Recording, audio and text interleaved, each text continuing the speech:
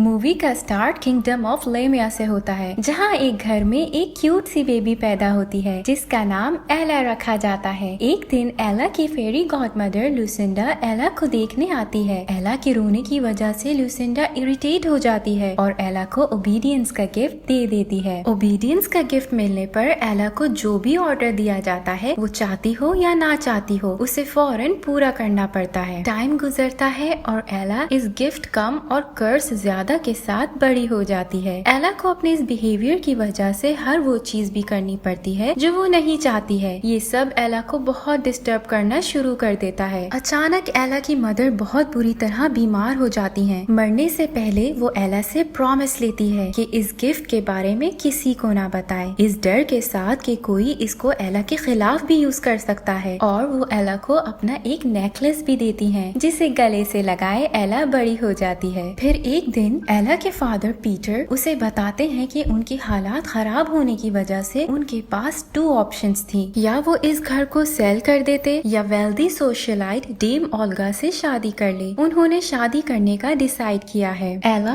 अपने फादर की खुशी के लिए चुप कर जाती है। ओल्गा अपनी डॉटर्स हेटी और ऑलिव के साथ वहाँ रहने आ जाती है। ओल्गा एला को बिल्कुल भी अच्छे से नहीं मिलती है। हेटी और ऑलिव भी पूरा स्टेप सिस्टर होने का प्रूफ देते हुए एला को तंग करने लग जाती हैं। उन्हें एला की गिफ्ट का पता तो नहीं होता है, मगर वो जो भी बोलती हैं एला को करना पड़ता है। इसी दौरान में हेटी एला से उसकी मदर का नेकलेस ले लेती है। एला के फादर बिजनेस के सिलसिले में किंगडम चले जाते हैं। हेटी एला की ओबीडियंस का फायदा उठाते हुए उसे जहाँ मौका मिलता है इंसल्ट करवाती है। सीन्स प्रिंस चार और उसके अंकल एडगर पे शिफ्ट होते हैं। चार के फादर की डेथ उसके बचपन में ही हो गई थी। तब से चार और किंगडम को एडगर ही संभाल रहा है। यही वजह है कि चार एडगर पे आंखें बंद करके ट्रस्ट करता है। एडगर चार को फ्रेल लेके आता है, जहाँ हैटी और एला की क्लास की बाकी लड़कियां चार के नाम पे फैन क्लब बनाए बैठी होती हैं, क्योंकि वो किंगडम का सबसे हैंडसम लड़का होता है और साथ ही एक प्रिंस भी। तो अब लड़कियां उसे पसंद कैसे ना करें, मगर एला उन सब से अलग होती है। उसे चार और उसके अंकल बिल्कुल पसंद नहीं है, क्योंकि उसे लगता है कि वो किंगडम को तबाह कर रहे हैं। एला का यही एटीट्यूड चार को पसंद आ जाता है। चार अपनी स्पीच देने के बाद सब लड़कियों से बचते हुए भागने पर एला से जा मिलता है। चार बस एला को इम्प्रेस करने में लगा होता है, जबकि एला सिर्फ उसे इग्नोर करके वहाँ से जाना चाहती है। इस पर चार एला को रोड के बीच में उसका वेट करने को बोल के वहाँ से चला जाता है। एला अपने गिफ्ट्स की वजह से वहाँ से हिल नहीं पाती है। अचानक एक कार तेजी से उसकी तरफ आती है, मगर बेचारी एला कुछ नहीं कर पाती। तभी चार हीरोइक एंट्री देते हुए एला को बचा लेता है, मगर वो ये समझ नहीं पा रहा होता कि एला वहाँ से हिली क्यों नहीं। इससे पहले कि चार एला से मजीद कोई बात कर पाता, हैटी वहाँ आकर एला को ऑलिव के साथ वापस भेज देती है। हैटी बहुत हद तक समझ चुकी होती है कि वो एला को जो बोलेगी एला वो करेगी। इस बात का फायदा उठा के हैटी एला को शॉप से शू चोरी करके भागने को कहती है, जिस पर सोल्जर्स एला को अरेस्ट कर लेते हैं। ओल्गा एला को फ्री करवा के घर लाती है और उस पे बहुत गुस्सा होती है। हैटी एला को ये कहने पे मजबूर कर देती है कि ये सब उसकी बेस्ट फ्रेंड एरिडा की वजह से हुआ है, जिस पर ओल्गा उसे एरिडा से दूर कर देती है। एला को इस तरह उदास देख